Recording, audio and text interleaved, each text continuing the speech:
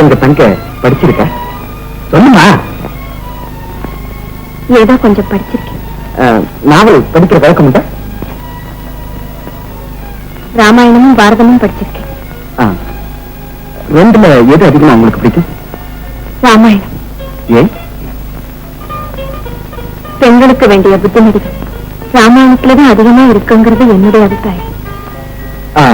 ராமாயணத்துல யார பிடிக்கும்? ராமரைத்தான் பிடிக்கும். ராமனையா?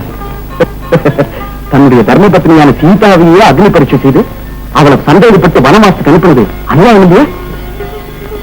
இல்லை, நியாயம்தான். சீதா வனவாசத்துக்கு போய் வால்மீகி முனிவரை சந்திக்கலைன்னா ராமாயணம் நமக்கு கிடைச்சிருக்காது. அது மட்டுமா, பூமாதேவி மகங்கிறத விட ராமரின் பத்தினிங்கிறதா சீதாவுக்கு பெருமை தந்து அவளை பெண்களின் தெய்வமாக்கி. அருமையான விளக்கம். உங்க பெண்க ராமாயணத்தின் பக்கங்களை மட்டும் புரட்டிட்டு போகணும். ஒவ்வொரு வரியையும் வார்த்தையும் மனசுல பதிவு வச்சிருக்கேன். இப்படித்தான் இருக்கணும். அப்புறம் ராமாயணத்துல யார பிடிக்கும்? ராமரை பிடிச்ச மனசுக்கு வேற யார பிடிக்கும்?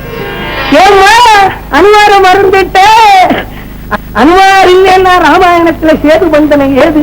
சேது பந்தனை இல்லைன்னா ராமர் லங்கைக்கு போறதுக்கு ரூட் ஏது? உங்க ராமர் வில்லாலையும் சொல்லாலையும் சாதிக்க முடியாதுதோ என் அனுமார் வாழ ஆட்சி சாதிச்சு இருக்கிறாரு. லங்காதகனை ஒண்ணு போதும் அவர் செஞ்ச வேலை இல்ல. உண்மையாக பொண்ணு எப்படி உங்களுக்கு பிடிச்சிருக்கு? சரி, உங்க தந்தைக்கு எப்படி ஜோடி சரிதானே? அப்ப மாப்பிள்ளை இவர் இல்லையா? வர்றவரெல்லாம் மாப்பிள்ளைகிட்டு இவர் தம்பிக்கு பொண்ணு பார்த்து இங்க வந்திருக்கிறார். இவருக்கு பொண்ணு பார்க்க இவர் தம்பி போய் இருக்கிறார். என்ன ஒத்துக்க பாத்தீங்களா? உங்க பெண்ணு உங்களுக்கு தெரிஞ்சுக்க முடியாது. ஐயா ஐயா ஐயா, ராமாயணத்துல உங்களுக்கு பிடிச்சவங்க யாரு சொல்லுங்க. சீதைதான்.